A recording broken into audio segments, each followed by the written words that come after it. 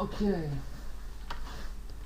Now we have another game that I like very much. It's another series, and it's Might and Magic. Now this is Might and Magic 6. I mentioned this in one of my latest videos.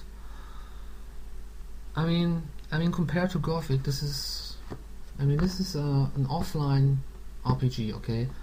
And this game kicks so much ass. I mean, I can't really explain why this game is so cool. I mean, look at what I did with this game.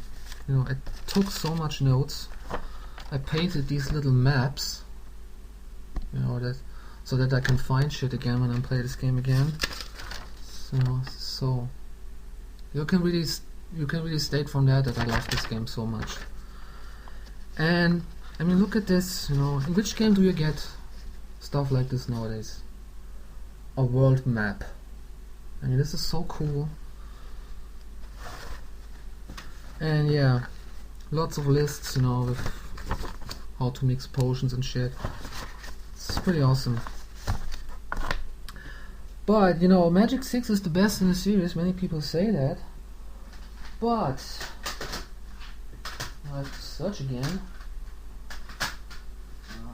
I already found it. No, don't worry. Here I got Might and Magic 4 and 5. And what's so special about these games? You could combine these two games and have one big game. And you know, because both games, you know, were based on the same engine, so they decided we're gonna make a Might and Magic 5, which is pretty much the same as Might and Magic 4 with a different story and all that. But you know, in order to, we can combine these two games and make a complete awesome game. I mean, right after Might and Magic 6, which I also believe is the best in the series, these come right after.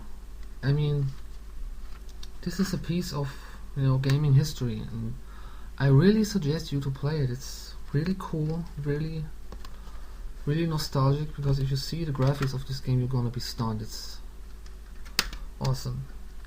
And Might and Magic 3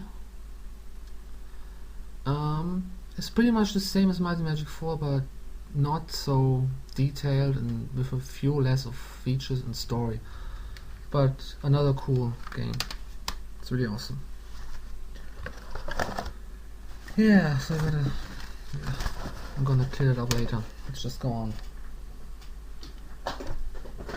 And it goes on. Might and Magic 7, which is almost as wonderful, beautiful and epic as Might and Magic 6, but I didn't like the story that much. That's the only difference.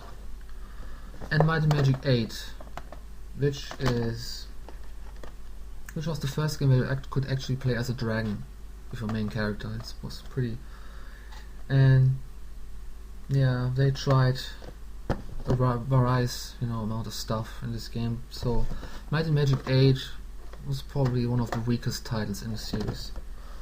And just hold on, I have Might and Magic 9 also. Okay, where is it? You know, I bought Might and Magic 9, the German version. And what can I say about it? It was the most buggiest pile of shit I've ever played. I mean, the German version was so buggy, it was literally unplayable. You couldn't beat it because there were so many bugs in this game.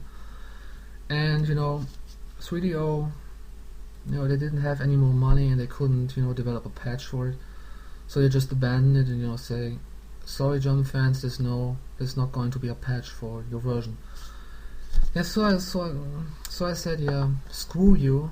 You know, I paid for Might and Magic 9, so I'm gonna fuck you. I'm gonna download a cracked version of Might and Magic 9 English version, because for Might and Magic 9 English they made a patch and it fixed the most major bugs and you were able to beat this game. So here you have my illegal Might and Magic 9 copy. Yeah, I mean, Might and Magic 9, and it was quite a while, you know, it was quite a time passing by since Might and Magic 8, and they used the new graphics engine. The game looked better, but they also changed it, and it began to play like Counter-Strike, because you had the mouse. Now, usually if you want to turn around, you use the arrow keys, and to look up and all that. But in Might and Magic 9 was different. They you were using your mouse to look up and down, and this made me sick. You could play it for 1 hour and then you had headaches because of playing it. So you really get used to this if you're familiar with the previous Might and Magic games and you get onto this one. It's really strange. But many people hate Might and Magic 9 because it's so broken and story wasn't so great. I wouldn't agree with that. I like this game just as much as I did with the other Might and Magic games. It's just cool.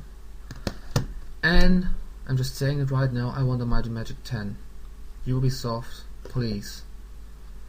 You're just working only on Heroes of Might and Magic, Heroes of Might and Magic strategy game, which is okay. Other people like these games as well, but I don't. I want Might and Magic 10. I don't care if it's an... Well, you shouldn't make it an online game. Don't. Because we have games like Gothic, and Gothic 3 was so fucking broken, and they're working on Gothic 4 as far as I know, and I want to play a good offline role-playing game again. Seriously. And Might and Magic could have the potential to do that, but they are not doing it. Why? Christ. Sam & Max, the whole first season. Haven't played it yet. I bought this also in America, but I didn't find the time yet to play it. I'm really looking forward to this. It's funny because this is based on one of LucasArts' very first games. It was called Sam & Max, and it was filled with black humor. It was so funny and all that. And yeah, I've just waiting for a package like this one, because buying each and every single episode, that wouldn't just do it for me. So I bought this one. Okay.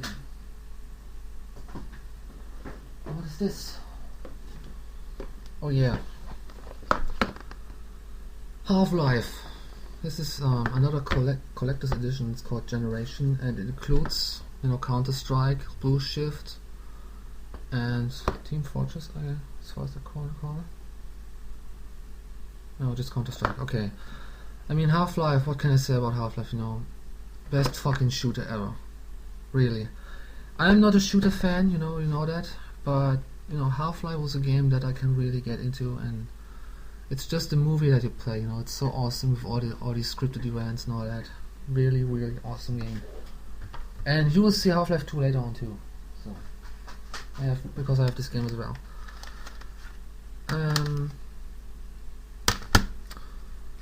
Dungeon Siege.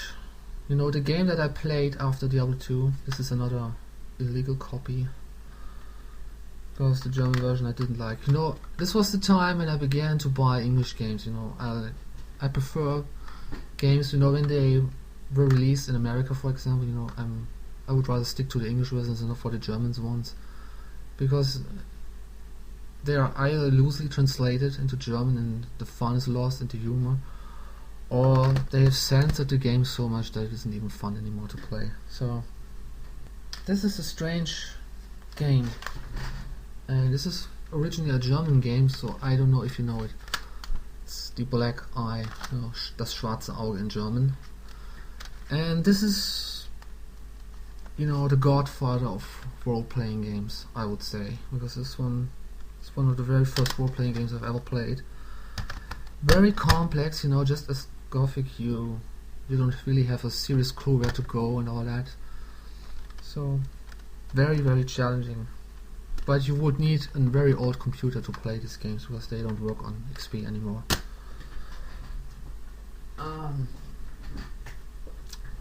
Yeah, this is another cool game, Dark Project. Some of you might know this as just The Thief, but in some countries in Europe they have changed the name and called it the Dark Project for some reason.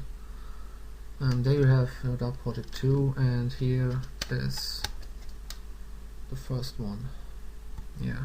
And what's so special about this game is you have to be in the dark all the time, because if a guardian sees you and he catches you, it's game over.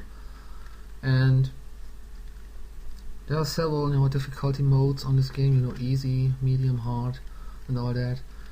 If you play it on easy, you have you can make some mistakes and clear them up, but on heavy mode, for example, if you make one single mistake, the mission is just lost. And